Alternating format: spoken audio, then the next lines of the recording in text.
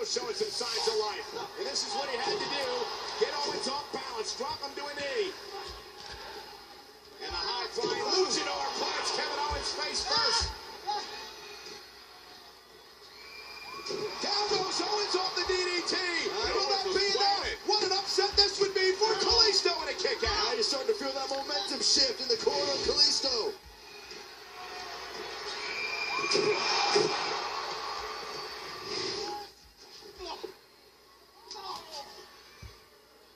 Kalisto is holding his own against Intercontinental Champ, and this is impressive.